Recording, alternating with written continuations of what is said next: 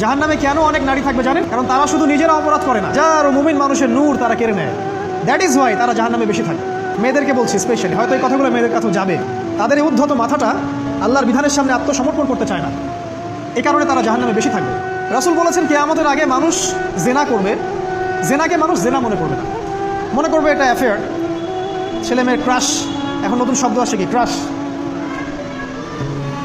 চোখে চোখে কন্ট্যাক্ট হবে, কো এডুকেশনের মাধ্যমে মোবাইল নাম্বার এক্সচেঞ্জ হবে, রাতের বেলা কথা হবে, ফোন হবে, তারপর চা খাবে, কফি খাবে, ঘুরবে, আস্তে আস্তে বেড়ে যাবে, তারপরে ব্রেকআপ হয়ে যাবে।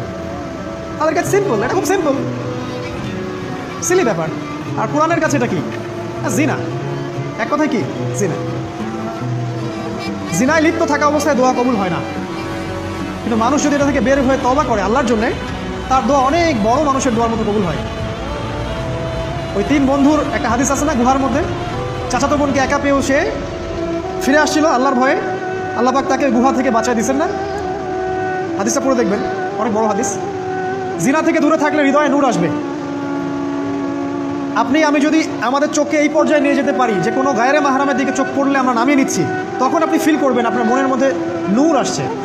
এই যে আমি এখন একটা লেকচার দিচ্ছি, আমার খুব ভালো লাগছে। ঠিক রাস্তায় যেতে যেতে যদি আমি 8-10টা মেয়ের দিকে তাকাই, আমার এই নূরটা উঠে যাবে। জাহান্নামে কেন অনেক নারী থাকবে জানেন? কারণ তারা শুধু নিজেরা অপরাধ করে না, হাজারো মুমিন মানুষের নূর তারা কেড়ে নেয়। দ্যাট ইজ ওয়াই তারা জাহান্নামে বেশি থাকবে।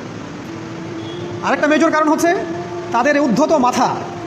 মেয়েদেরকে বলছি স্পেশালি, হয়তো এই কথাগুলো মেয়েদের কাছেও যাবে। তাদের এই উদ্ধত মাথা আল্লাহর বিধানের সামনে আত্মসমর্পণ করতে চায় না। তাদের এই উদ্ধত মাথাটা আল্লাহর বিধানের সামনে আত্মসমর্পণ করতে চায় না, এই কারণে তারা জাহান্নামে বেশি থাকবে। যে কোনো বিধান আল্লাহ তাদের সামনে বলেন, সব মেয়ের কথা বলছি না, ম্যাক্সিমাম বিভিন্ন যুক্তি তারা দিবে। সামি'না ওয়া আতা'না এই পর্যায়ের না, যুক্তি দিবে।